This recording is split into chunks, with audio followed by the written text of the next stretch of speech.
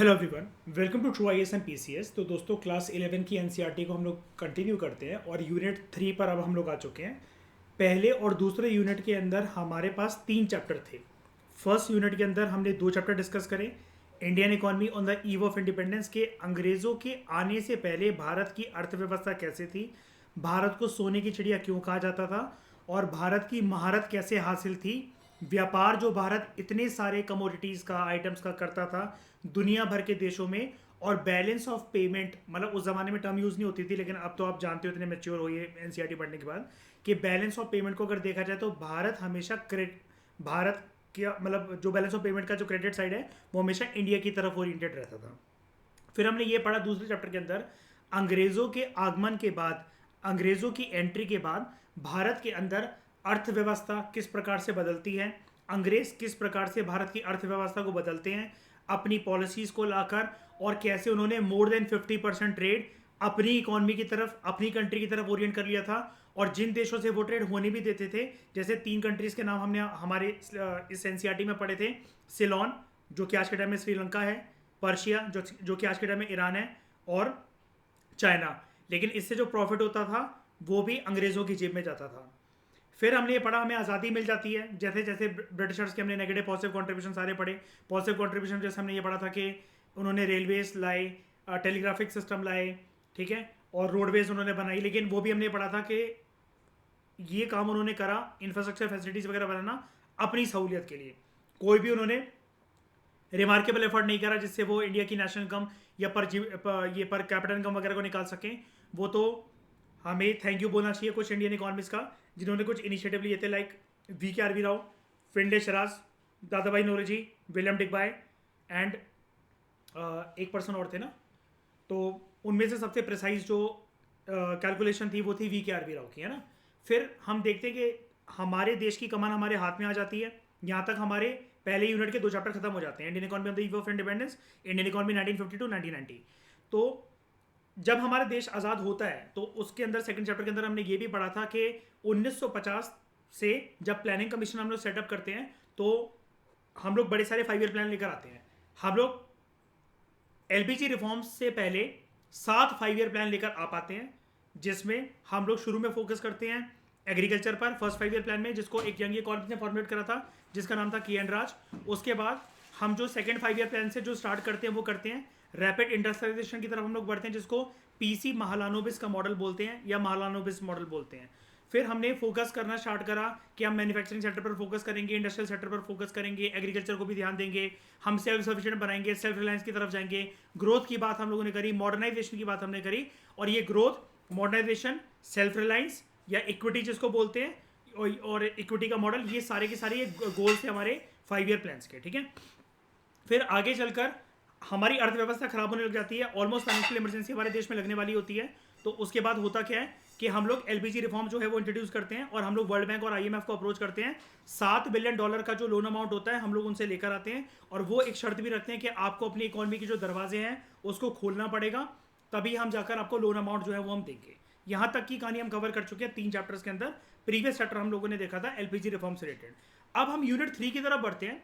कुछ चैलेंजेस अब हम पढ़ना शुरू करेंगे कुछ अलग अलग चैप्टर्स में, some of the challenges facing the Indian economy. तो उसके अंदर हमारे सामने जो सबसे पहला जो चैलेंज आता है वो है हमारा डेडिकेटेड चैप्टर, एक है पॉवर्टी, ठीक है।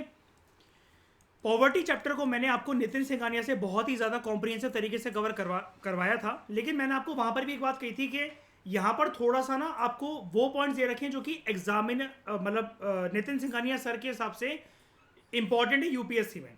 लेकिन अगर आपको पूरा एक एनालिटिकल पिक्चर जाननी है और आपको इस टॉपिक को ऐसे प्रिपेयर करना है कि पॉवर्टी का टॉपिक आप GS पेपर 3 या फिर प्रीलिम्स में इकोनॉमिक्स के लिहाज से तो कवर कर ही सको, लेकिन पॉवर्टी एज अ टॉपिक आपका GS पेपर 2 के अंदर भी आता है, ठीक है।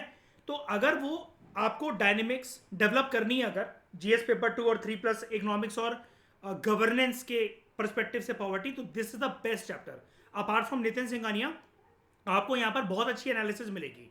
और वो अलग बात है कि देखो, पॉवर्टी को एलिमिनेट करने के लिए जो भी स्कीम्स हैं वो तो आपको लेटेस्ट जो भी आप बुक्स पढ़ते रहोगे, आप PT 365 वगैरह उठा लोगे तो आपको वो मिल जाएगा, लेकिन जो कोर कंसेप्ट्स हैं पॉवर्टी के, पॉवर्टी लाइन वगैरह, वो आप नितिन सिंघानिया में जान चुके हो।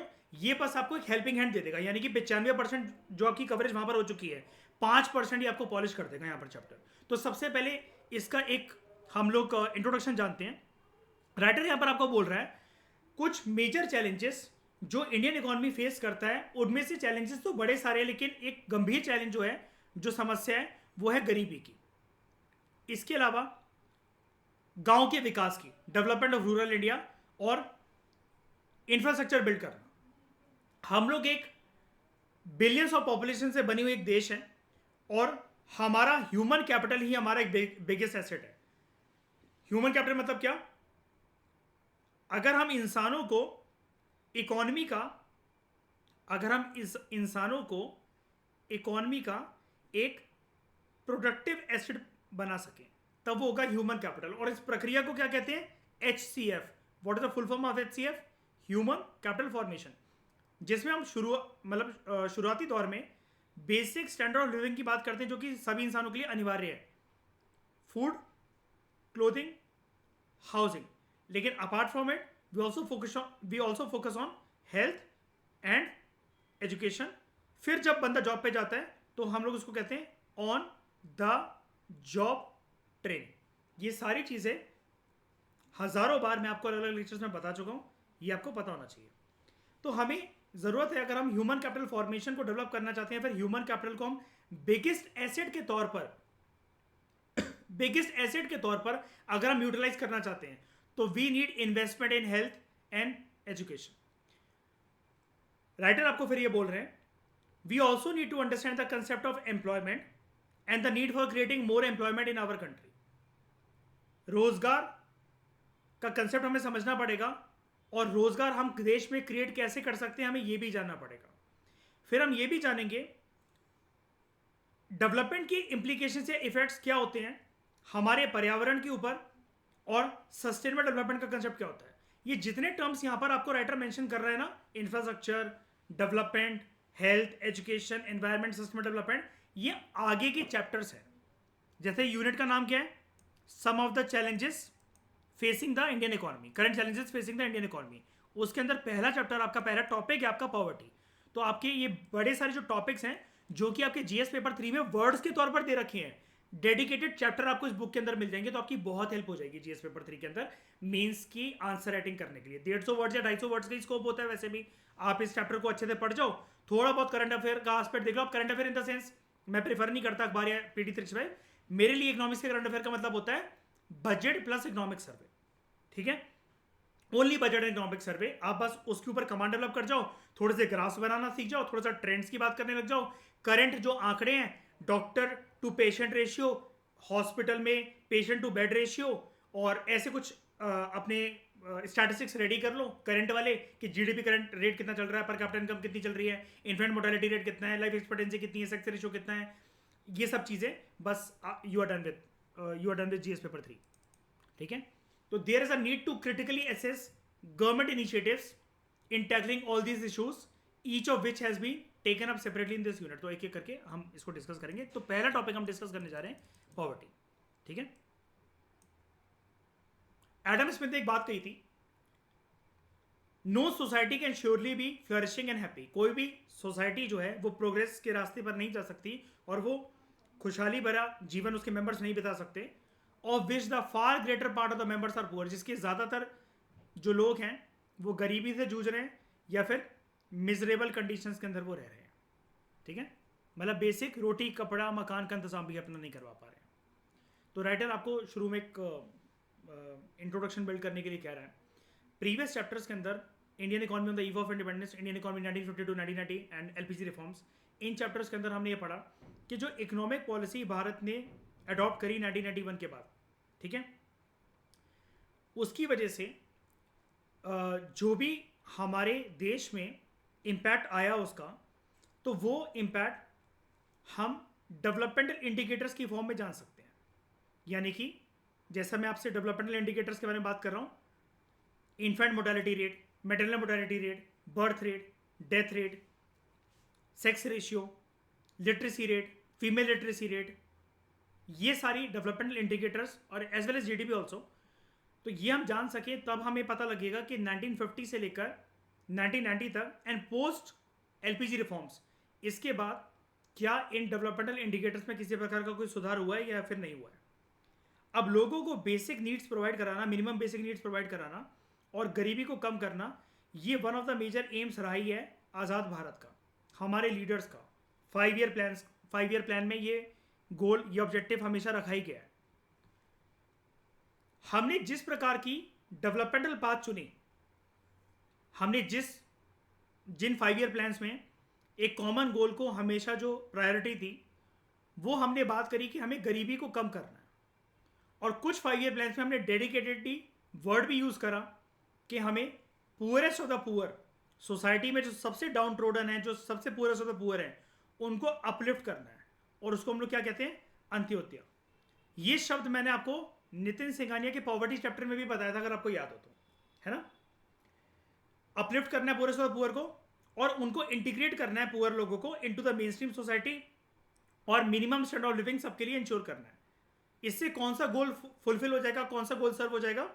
रिच और पुअर का जो गैप जो हमें ब्रिज करना होता है वो। कॉन्स्टिट्यूएंट असेंबली को एड्रेस करते हुए, या फिर आप ये भी कह सकते हो आज़ाद भारत की पहली स्पीच देते हुए, ट्राइब्स विद डेस्टिनी की स्पीच, पंडित नेहरू ने, हमारे पहले प्रधानमंत्री ने कहा था, दिस अचीवमेंट यानी कि लास्ट माइल डिलीवरी करना सर्विसेज की, पुअरेस्ट ऑफ द पुअर को अपलिफ्ट करना और रिच और पुअर का गैप जो ब्रिज करना, ये जो अचीवमेंट है जब हमें आज़ादी मिल गई, इज बट अ स्टेप। ये एक रास्ता है, लेकिन ये पहला एक कदम है। ये एक अपॉर्चुनिटी को ओपन करता है हमारे लिए to the great triumphs and achievements that awaits us. और मैंने आपको अक्सर ये बताया कि नेहरू जी उस स्पीच में बात करते हैं कुछ सोशल इवल्स को खत्म करने की, पॉवर्टी, हंगर, इग्नोरेंस, डिसीज, है ना? तो ending of poverty, ignorance, diseases and inequality of opportunity. तो ट्राइब्स विद डेस्टिनी की स्पीच को आपको यहाँ पर प्रेजेंट करा जा रहा है राइटर के द्वारा। तो राइटर आपसे कह रहा है कि हमें ये जानना चाहिए कि दुनिया में विभिन्न देशों के स्तर पर उनके कंपैरिजन में हम कहाँ लाए करते हैं। एक आम अमेरिकन नागरिक की जिंदगी हमारे जीवन से कैसे अलग है? जब उसके पास 1000 रुपए और हमारे पास 1000 रुपए हैं, तो उसके बास्केट में, उसके देश में कितने गुड्स एंड सर्विसेज आ पाते हैं, और हमारे देश में, हमारे पास 1000 रुपए में उस बास्केट में कितने गुड्स एंड सर्विसेज आ पाते हैं। ठीक है? जिसको हम क्या बोलते हैं, कौन सा कंसेप्ट बोलते हैं जब हम ऐसी बास्केट को कंपेयर करते हैं दो देशों के नागरिकों को? Good, PPP, purchasing power parity.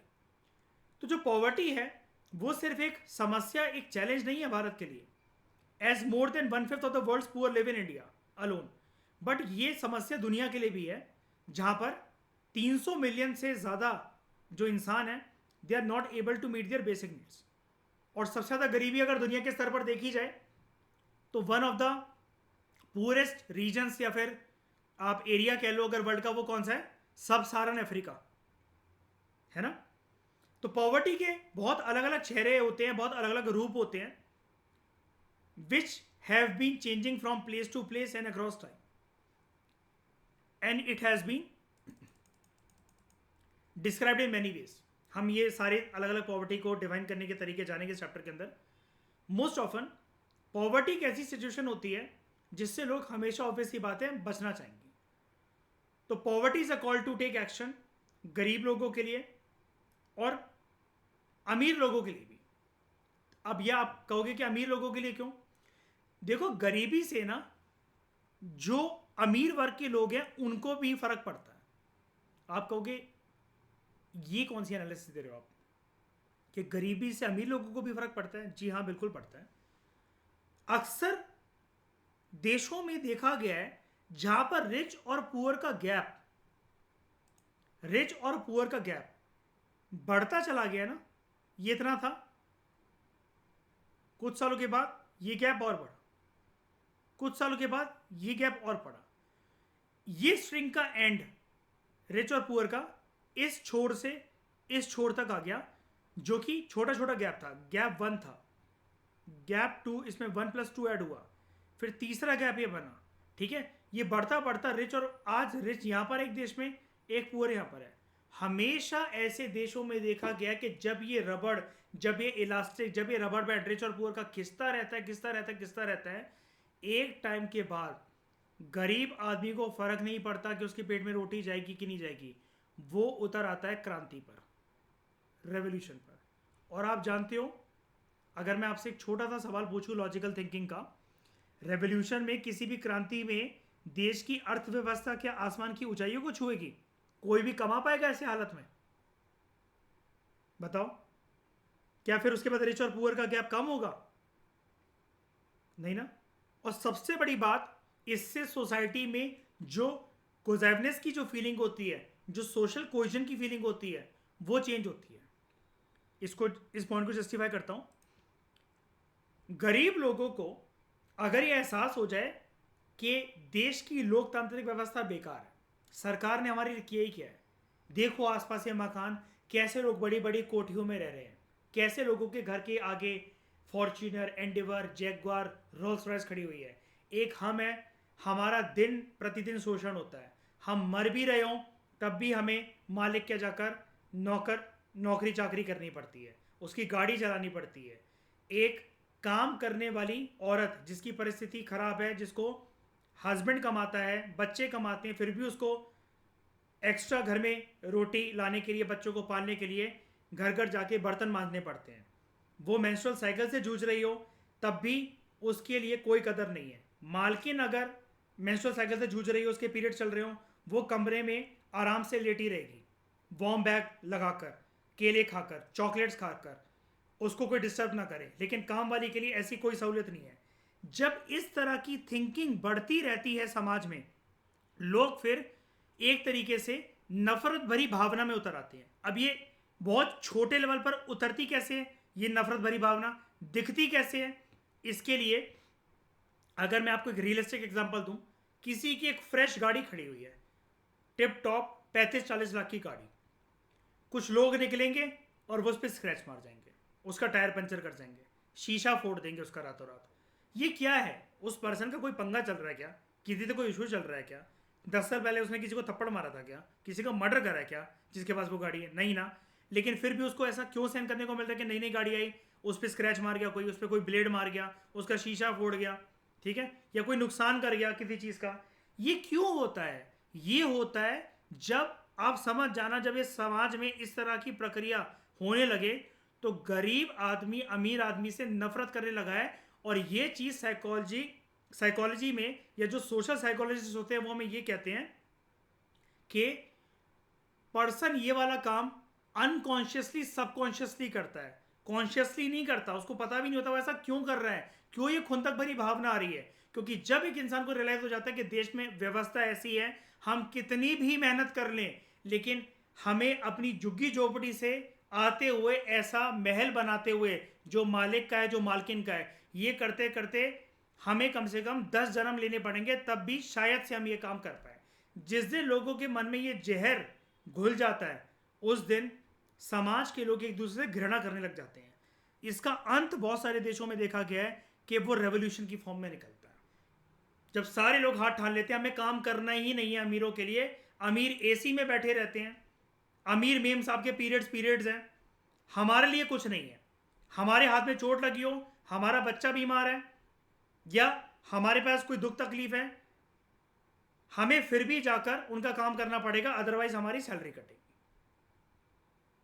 जब ये भावना आ जाती है तो पर्सन देश को कोसता है, नेशनैलिटी की फीलिंग उसके मन से गायब होती है, और सोशल कोहेजन, यानी कि जब हम वो बोलते हैं फ्रेटर्निटी के कंसेप्ट में, हिंदू मुस्लिम सिख ईसाई आपस में सब भाई भाई, चलो ये तो रिलीजियस लाइन हो गई, लेकिन इंसान दूसरे इंसानों से चढ़ने लग जाता है। फिर ऐसे लोग सड़क पे फ्रस्ट्रेशन निकालते हैं, रेड लाइट पे खड़े होकर फ्रस्ट्रेशन निकालते हैं, उनको उनके अंदर पेशेंस की कमी हो जाती है। और तब ये समाज जो होता है वो आग बबूले वाले लोगों से भरा हुआ समाज होता है, और जिस समाज के अंदर लोगों के अंदर फ्रस्ट्रेशन है वो समाज कभी आगे नहीं बढ़ सकता। प्रूफ देता हूं उसका। अगर आपके अंदर फ्रस्ट्रेशन है आप शार्प दिमाग से कभी नहीं पढ़ सकते। आपके अंदर अगर फ्रस्ट्रेशन है आप ऑफिस में कभी अच्छा परफॉर्म नहीं कर सकते। आपके अंदर अगर फ्रस्ट्रेशन है आप अपने रिलेशनशिप में कभी अच्छा परफॉर्म नहीं कर सकते हो। और जब आप जैसे करोड़ों लोगों की जिंदगी अगर आप जैसी है तो फिर देश का क्या होगा? जब आप अपनी पर्सनल क्राइसिस में जूझ रहे हो, सेम फ्रस्ट्रेशन लेवल दूसरे लोगों के पास है, तो लोग तो अपनी रोजमर्रा के जीवन में उलझे हुए हैं ना, देश की तरक्की कैसे आगे होगी? ऐसे चलती है साइकिल ये। ठीक है, आई होप ये सारे पॉइंट्स आपने नोट करे होंगे और आप ये बिल्कुल रियलिस्टिक बातें जितनी मैंने आपको बताई हैं आप ये लिख सकते हो, यही घृणा का कारण होता है, यही सोशल कोहेजन को बिगाड़ता है, यही नफरत भरी भावना लेकर आता है, और यही एक रेवोल्यूशन लेकर आता है देश के अंदर। और कार्ल मार्क्स ने इसी का फायदा उठाया था जब गरीब लोगों से, वर्कर से उसने दरख्वास्त करी थी, और रशियन रेवोल्यूशन में भी ये देखने को मिला था हमें।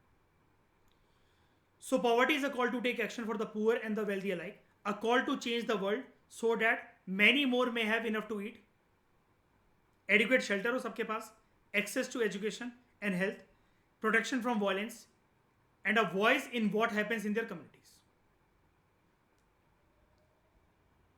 ठीक है, आवाज उनके पास कि उनके समाज में क्या चल रहा है वो उसके लिए आवाज उठा सके। यानी कि कहीं ना कहीं पॉवर्टी के साथ एक और चीज एसोसिएटेड है ना, lack of freedom and liberty.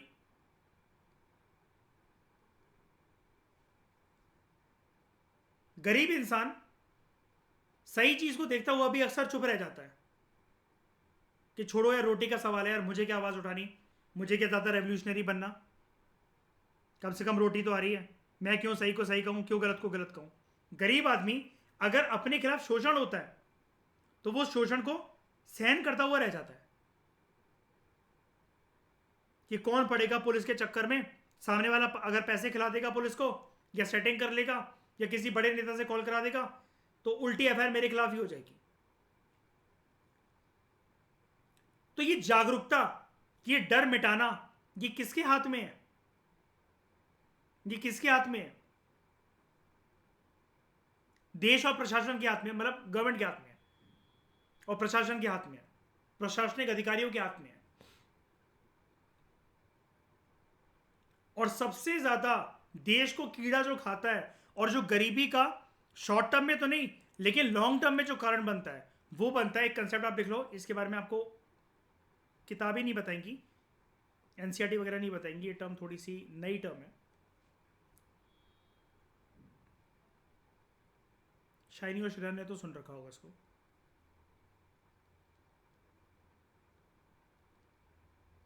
आपने भी सुन रखा होगा, मयूर मैंने करवाया था। Crony capitalism. क्रोनी कैपिटलिज्म का मतलब ये होता है जब देश के नेता या फिर गद्दी पर बैठे हुए जो सरकार के जो लोग हैं वो प्राइवेट ऑन्टरप्रेन्योरशिप को, प्राइवेट बिजनेसमैनों को, कैपिटलिस्ट क्लासों को आगे प्रोत्साहन दे। प्रोत्साहन देने में कोई दिक्कत नहीं है, दो, आप आराम से दो, लेकिन उस प्रोत्साहन के फलस्वरूप जो पैसा कमा रही है कैपिटलिस्ट क्लास, वो पैसा राजनेता और वो कैपिटलिस्ट क्लास के लोग मिल बांट कर खाते हैं। सरकार पॉलिसीज ऐसी बनाती है कि ऐसे प्राइवेट बिजनेसमैन को फायदा हो, और सरकार भूल जाती है या आंख मीच लेती है, आंखें बंद कर लेती है अपनी, towards weaker sections, towards poor sections. ये एक बहुत सारे देशों में जो गैप कम नहीं हो पा रहा रिच और पुअर का, उसके पीछे ये जो कीड़ा है ये रिस्पॉन्सिबल है, क्रोनी कैपिटलिज्म।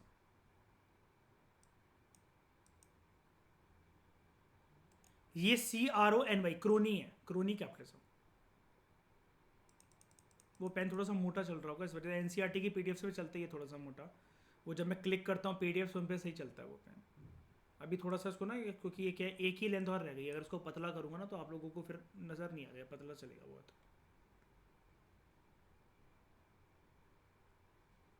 ठीक है, क्लियर है? तो to know what helps to reduce poverty, what works and what does not, what changes over time, poverty has to be defined, measured and studied and even experienced।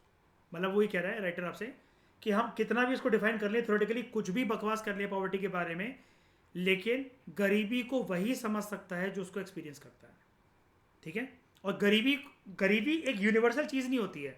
गरीबी की परिभाषा writer आपको ये भी बता रहा है, जिस तरीके से हम उसको पढ़ते हैं, मेजर करते हैं, डिफाइन करते हैं, ये चेंज होती चली जाती है अलग अलग वक्त में, अलग अलग ज़माने के हिसाब से।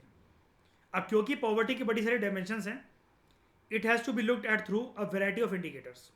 कैसे? हर देश में गरीबी की परिभाषा अलग है, किस लेवल की, किस इंडिकेटर के बेसिस पर, levels of income, per capita income, per capita consumption, social indicators के बेसिस पर, and indicators of vulnerability to risk and socio political access. अब ये जो टर्म है ना, वल्नरेबिलिटी टू रिस्क, इसका मतलब ये होता है देश की जनसंख्या उस लक्ष्मण रेखा के पास कितनी दूर या कितनी पास खड़ी हुई है कि अगर कोई भी अनहोनी हो जाए और वो पॉवर्टी के अंदर खिसक जाएंगे. Let me explain this. Nepal जैसे देश, भूटान जैसे देश, यहां पर गरीबी एकदम से आना बहुत नॉर्मल है लोगों की जिंदगी में. कैसे? एक अर्थक्वेक आया और हजारों लोगों के घर परिवार काम धंधा उसकी वजह से सब उजड़ कर रह गए. सरकार में इतनी दम है नहीं कि वो दोबारा उस इंफ्रास्ट्रक्चर की नींव को खड़ी कर सके. तो जो लोग अभी तक समाज के थोड़े से ऊपर तबके में उठना स्टार्ट हुए थे, दोबारा वो वहीं गिर जाते हैं या फिर उससे भी ज्यादा नीचे गिर जाते हैं. और ये फिनोमेना होता है वल्नरेबिलिटी टू रिस्क. ये फिनोमेना सरकार की वजह से नहीं आता अक्सर, लेकिन बहुत बार प्राकृतिक आपदाओं की वजह से आ जाता है. कि एक अर्थक्वेक में, एक सुनामी में, एक टेररिस्ट अटैक में लोगों ने अपना सब कुछ खो दिया और लोग गरीबी, मतलब जो अमीर भी लोग थे वो गरीबी रेखा के नीचे आ गए रातों रात. कोविड के टाइम पर बहुत बार ऐसा हुआ, लोगों के घर बिक गए. ऑक्सीजन सिलेंडर की ब्लैक मार्केटिंग के बारे में शायद से आप जानते नहीं होंगे. लोगों के घर तक, गाड़ियों तक, गोल्ड, सब कुछ बिक गया, क्योंकि जान से बढ़कर कुछ थोड़ी ना है. लेकिन फिर भी जब जान नहीं बच सकी और घर परिवार को पीछे संभालने के लिए ऐसे लोग रह गए जो कि नहीं जानते, जिनकी कच्ची उम्र है, तो उन लोगों ने एक्सपीरियंस कर रखा है, भगवान करे ऐसा किसी के साथ भी ना हो, लेकिन उन लोगों ने एक्सपीरियंस कर रखा कि कैसे वो हफ्ते भर पहले करोड़पति हुआ करते थे और अब वो बीपीएल के अंदर आ गए. अब आप रोड पे थोड़ी ना किसी से मदद मांगने जाओगे कि मैं अकेला रह गया हूं और मेरी मदद करो, ऐसा करो, वो करो. इस देश के लोग इतने अच्छे भी नहीं है. तो who are the poor? Writer आपको एक एनेक्डोट दे रहा है, एक कहानी बिल्ड कर रहा है, पहले एक पूरा context. You would have notice that in all localities and neighbourhoods, चाहे फिर वो गांव वाले इलाके हो, शहरी इलाके हो, हम में से कुछ लोग अमीर होते हैं और कुछ लोग रिच होते हैं. ठीक है? अब हम इसके लिए कहानी पढ़ते हैं. अनु एंड सुधा. अनु और सुधा का जन्म सेम डे पर हुआ था. अनु की जो माँ है, उनके जो फादर है, ये कंस्ट्रक्शन लेबरर्स हैं, माँ बाप. और सुधा के जो फादर है वो बिजनेसमैन है और मदर उनकी एक डिज़ाइनर है. तो अनु की मदर क्या करती है? वो काम करती है by carrying head loads of bricks until she went into labour. She then went behind the tool shed on the construction site and delivered her baby alone. She fed her child and then wrapped her in an old sari, made a cradle with a gunny sack, जो बोरी होती है जिसको हम लोग चीनी की बोरी वगैरह जैसे कहते हैं. Put little Anu in it and hung it from a tree, झूला झुलाने के लिए.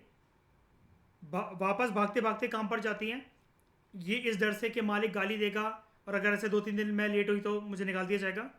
She hoped that Anu would sleep until evening, अपनी बच्ची को अकेले छोड़कर. Sudha was born in one of the best nursing homes in the city. उसको अच्छे से डॉक्टर ने चेक करा था जब वो पैदा हुई थी. She was bathed and dressed in a clean soft cloth and placed in a crib next to her mother. Her mother fed her whenever she was hungry, hugged and kissed her and sang her to sleep. गाना गा के सुलाती थी. Her family and friends celebrated her arrival. लेकिन अनु के साथ ऐसा कुछ भी नहीं हुआ. अनु एंड सुधा का बचपन बहुत अलग अलग परिस्थितियों में बीता. Anu learn to look after herself at a very early age. Independent बन गई है, गरीबी ने बना दिया. She knew what hunger and deprivations were. भूख लगी भी है तो अपना पेट करोच करोच के शांत रहना, नहीं खाना, मन मारना, कभी कभार भूखे पेटी सो जाना. She discovered how to pick food from the dustbin, how to keep warm during the winter, to find shelter in the monsoon and how to play with a piece of string, stones and twigs. जो कुदरत ने दे रखा है, जैसी भगवान की मर्जी, उसने अपने आप को ढालना उसके अंदर सीख लिया. अनु स्कूल नहीं जा सकती क्योंकि इसके पेरेंट्स माइग्रेट वर्कर्स हैं who kept moving from city to city in search of work. Anu love to dance whenever she heard music. She would improvise, she was very beautiful and her movements were graceful and evocative. और इसका सपना है कि एक दिन ये अच्छी dancer बने, स्टेज पे परफॉर्म करे। Anu could have become a great dancer but she had to begin work at the age of 12। She had to learn a living with her mother and father. घर बनाने वो जाती थी अमीर लोगों के लिए, हाउसेस, जिसके ऐसे ऐसे घर दूसरों के लिए जिन घर के अंदर वो खुद कभी नहीं रह सकती, बस बनाकर देकर आना आता था उसे। Sudha went to a very good play school where she learn how to read, write and count. She went on excursions to the planetarium, museum and national park. She later went to a very good school. उसको painting पसंद थी. She started getting private lessons from a famous artist. She later joined a design school and became a well-known painter. तो inequality of opportunity कैसे same वक्त पर पैदा हुए लोगों के जीवन को इधर से उधर ले जाता है। अब इसमें एक बात बताओ, अनु जो पिछड़ कर रह गई सुधा से और सुधा इतनी आगे निकल गई, हमें ब्लेम किसको करना चाहिए? भगवान को, अनु की किस्मत को, अनु के माँ बाप को, या फिर उस लड़की ने कभी मेहनत नहीं करी, पैदा हो गई थी गरीबी में तो क्या हुआ, मेहनत करती तो शायद से बहुत बड़ी एंटरप्रेन्योर बन पाती, डॉक्टर बन पाती। गलती किसकी है? ब्लेम किसको दोगे आप? कुछ किसी न किसी को तो ब्लेम के लिए देखो पकड़ना ही पड़ेगा। या तो आप भगवान को ब्लेम दे दो, या उसकी किस्मत को ब्लेम दे दो, या ये कह दो कि गलती इसकी है, गरीबी में हुई थी तो क्या हुआ, मेहनत नहीं करी। उसकी माँ को ब्लेम दे दो कि उसकी माँ मेहनती नहीं थी। किसको ब्लेम दोगे? किसको? देश की व्यवस्था, राइट। ये जो गैप है रिच और पुअर के बीच में, और इनइक्वालिटी ऑफ अपॉर्चुनिटी, ये है ब्लेम के लायक,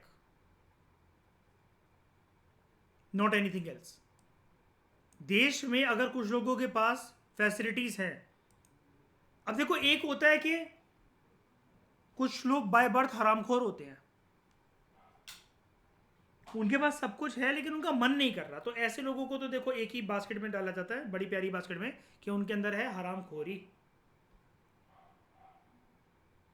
लड़का है तो वो हरामखोर है, लड़की तो वो हरामखोर नहीं है, उनका मन ही नहीं कर रहा सारी फैसिलिटीज होने के बावजूद।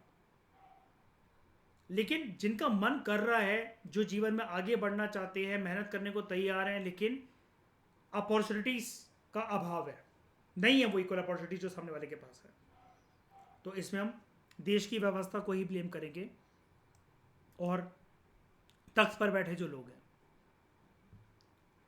तो their lives are different, their lives are example of two extremes. There are also people who belong to many stages in between, जिनको हम कहते हैं मिडिल क्लास लोग। अब उसमें से भी कुछ लोग होते हैं कि lower middle class, upper middle class, है ना। तो push cart vendors, street cobbler's, जो औरतें फूल की मालाएं बनाती हैं, जो कूड़ा कचरा कबार बीनते हैं, rag pickers, vendors and beggars. और रैक पिकर्स की कहानी आप लोगों ने 12th क्लास में जब इंग्लिश में जो जब थे हो गया आप लोग, तो आपने सुनी होगी लॉस्ट स्प्रिंग। उसके अंदर साहिब आलम मुकेश की कहानी बताई गई है, और इसको लिखा था आप राइटर, इसका नाम था, राइटर का नाम था अनीस जम। क्लास 12 में आपने ये सुनी होगी। कभी इस कहानी को पढ़ना, मैंने अक्सर इसका जिक्र भी करा हुआ है आपके साथ, हिस्ट्री में भी बताया और रखा मैंने आपको। ओरिजिनल कहानी नहीं है, मतलब ठीक है, लेकिन रैक पिकर्स को जानने के लिए या फिर गरीबी को जानने के लिए मतलब एक कहानी है ये, ठीक है। तो यहाँ पर women and beggars are some examples of poor and vulnerable groups in urban areas. जो गरीब लोग होते हैं, they possess few assets and reside in कच्चा hutments with wall made of baked mud and roof made of grass, thatch, bamboo and wood. मतलब घर ऐसे हैं कि अगर एक आंधी तूफान है तो उजड़ जाएगा पूरा का पूरा। Poorest of them, जो उनसे भी ज़्यादा गरीब हैं, they do not even have such dwellings. इतनी भी जगह नहीं है रहने के लिए। And rural areas, many of them are landless laborers. Even if some of them possess land, it is only dry या फिर wasteland. तो यानी कि चाहे आप अर्बन एरियाज में हो, चाहे आप रूरल एरियाज में हो, ये समस्या जो है अमीर और गरीब का जो फर्क है, रूरल एरियाज में, गांव में भी आपको देखने को मिलेगा, अर्बन एरियाज में, शहर में भी आपको देखने को मिलेगा. Many do not get to have even 2 meals a day. 2 वक्त तक खाना भी कोई नसीब नहीं कर पाता है. स्टारवेशन, भुखमरी और जो हंगर है, they are the key features of the poorest household. Poor lack basic literacy skills and hence have very limited economic opportunities. Poor people also face unstable employment, के कभी भी कोई मतलब निकाल देता है, कोई भी कह देगा कि कल से मत आना, काम मत करना. ठीक है, तो उनका जीवन भगवान भरोसे चलता है कि आज कोई खुश है तो काम करवा रहा है, कल को अगर किसी को नहीं करवाना है तो वो नहीं करवाएगा. जब मर्जी मालकिन या मालिक पैसे काट लेंगे, इतने दिन तुम नहीं आए थे, उतने दिन नहीं आए थे, ये चीज़ होती है. ठीक है, तभी कहते हैं कि अगर आपको किसी चीज़ की अगर पूजा करनी चाहिए ना, एक तो अगर आपकी प्रेजेंट लाइफ बेटर है तो आप गॉड को थैंक यू बोलो, बी हम्बल. और अगर आपको किसी चीज़ की पूजा करनी चाहिए तो वो करनी चाहिए माइंड और अपने ब्रेन की पूजा करनी चाहिए, किसको भगवान करे और शार्प बनाए. क्योंकि इससे जो कमाई आती है या इससे जो इज्जत मिलती है, वो आप कितना भी पसीना निकाल लो, शारीरिक पसीना, वो आप कभी उस लेवल तक पहुंच नहीं पाओगे. माइंड या ब्रेन को यूज़ करा हुआ एक इंसान जो कि करोड़ों रुपए के पैकेज को लेता हुआ एक टॉप की इंडियन कंपनी, एक एमएनसी में जो काम कर रहा है, उसके लिए क्या छुट्टियां, क्या जाना, क्या करना. वर्कलोड तो देखो सबको होता है, वर्कलोड होना भी चाहिए. वर्कलोड हर किसी के पास है, प्रधानमंत्री के पास भी है, चपरासी के पास भी, आईएएस के पास भी है. वर्कलोड का कोई कंप्लेंट नहीं कर सकता. बैठे बैठे आपको कोई नहीं खिलाने वाला. बैठे बैठे अगर आप खाने के शौकीन हो, कि आप बैठे बैठे सिर्फ खाना जानते हो, तो बहुत ज़्यादा दिन ही लगेंगे आपको शमशान घाट पहुँचने में. ठीक है, राकेश झुनझुनवाला या जितने भी ऐसे लोग हैं जो कि ओबिसिटी का शिकार थे, इनकी कमाई इतनी थी कि अगर रोज़ घर के आगे अगर एक रोल्स रॉयस खड़ी करें तब भी कमाई कम पड़ जाए, तब भी वो ख़त्म ना हो, मतलब. ठीक है, लेकिन फिर भी अल्लाह मियाँ को बहुत जल्दी प्यारे हो जाते हैं ऐसे लोग. ठीक है, तो malnutrition is alarmingly high among the poor. Ill health, disability और serious illness makes them physically weak. They borrow from money lenders who charge high rates of interest, जिसकी वजह से इनका शोषण होता है. And this situation leads them into chronic indebtedness. यहाँ पर मतलब क्रॉनिक यानी कि लंबे समय के लिए जो इनके कर्जा मुक्ति से इनको राहत नहीं मिल पाती है. पुअर जो होते हैं, they are highly vulnerable. They are not able to negotiate their legal wages from the employers and are exploited. जितने इनको मिलनी चाहिए, जितना इनको वादा करा जाता है, उतना नहीं मिलता इनको. और सामने वाला मालिक कह देता है हाँ ठीक है ज़रा इतनी एकड़ है तो कल से मत आइए, चले जाए यहाँ से. अब ये अपने राइट्स के लिए कुछ कर नहीं पाते हैं. इनको पता नहीं होता कि हम अपने अधिकारों के लिए लड़े कैसे, करें तो क्या करें. Most poor household have no access to electricity. Their primary cooking fuel is firewood and cow dung cake. कंडे पर खाना बनाते हैं, सूखी लकड़ियों पर खाना बनाते हैं. Large section of poor do not have access to safe drinking water. And there is evidence के बहुत extreme gender inequality in the participation of gainful employment, education and decision making के अंदर होती है ऐसी गरीब परिवारों के अंदर. ठीक है, women, poor women receive less care on their way to motherhood. सास ताने मारने लगी कि अगले दिन से ही काम पर जाना है. कंस्ट्रक्शन लेबर की अगर वाइफ है तो अगले दिन से ही हाथ बटाना है. और आप जानते हो कि यार विमेन का शरीर जो है हर टाइम पे उसको हर सिचुएशन में अलाउ नहीं करता उतनी मेहनत करने के लिए. और विमेन का शरीर क्या यार, एक मर्द भी अगर रोज़ सेम लेवल का सेम स्टैमिना के साथ उन्हें काम करे, एक टाइम के बाद आपकी मानसिक हालत भी ख़राब हो जाती है. और जहाँ पर आपकी मानसिक हालत थोड़ी सी ख़राब होती है ना, आपके शरीर में वैसी जान ख़त्म हो जाती है. आप अगर बुखार में हो और मैं आपको हंसा दूँ खिलखिलाकर, आपको कोई खुश कर दे, आपका मन पसंदीदा इंसान आपके सामने आ जाए, आपका बुखार 2 मिनट में गायब हो जाएगा. और अच्छे भले अगर आप हेल्दी हो, फिट फाट हो, बिल्कुल एकदम से मस्त बैठे हुए हो, और आपके सामने कोई मनहूसियत फैला दे, आपके दिमाग के अंदर कोई कचड़ा भर दे, आपको डिप्रेसिव टेंडेंसी की तरफ ले जाए, आप बैठे बिठाए आपका चेहरा पेल पड़ जाएगा, येलो पड़ जाएगा, और आप शरीर से जान चली जाएगी कि जैसे आत्मा निकाल लियो किसी ने खींचकर. जो तो होता ही है. तो their children are less likely to survive और बी बोर्न हेल्थी. तो यहाँ पर infant mortality rate, maternal mortality rate काफ़ी ज़्यादा होता है.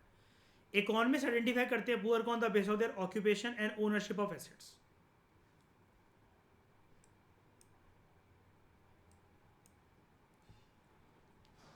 इकोनॉमिस्ट का एक मानना है कि rural poor work mainly as landless agriculture labourers. उनके पास खुद की ज़मीन नहीं है.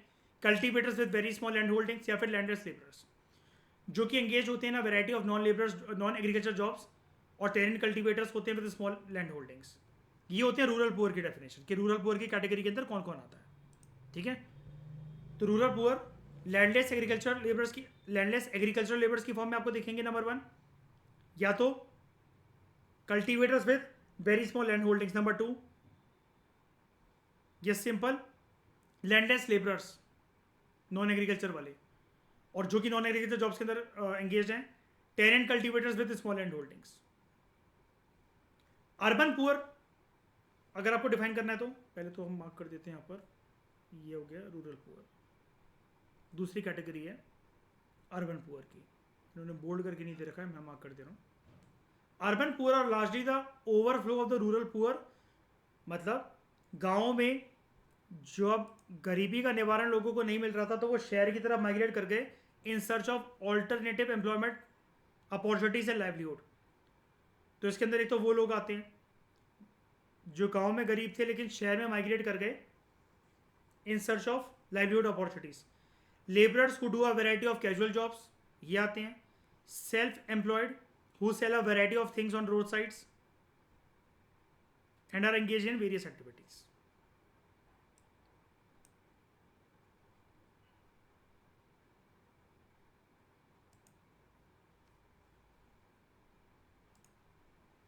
तो एक बॉक्स पढ़ लेते हैं, व्हाट इज पॉवर्टी। दो स्कॉलर्स हैं, Shaheen Rafi Khan and Damian Killeen, they put the conditions of the poor in a nutshell. Poverty is all about hunger. गरीबी है तो भुखमरी है। गरीब इंसान का पेट भरा नहीं हुआ है खाने से।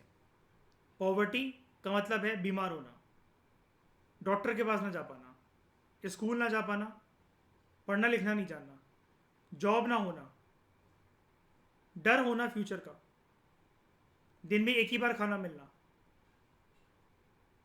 Losing a child to illness, बच्चा बार बार बीमार होना, पानी साफ ना मिलना पीने के लिए, पावरलेस फील करना, लैक ऑफ रिप्रेजेंटेशन फील करना and lack of freedom and liberty feel करना। ये सारे पॉवर्टी के कैरेक्टरिस्टिक डायमेंशंस हैं।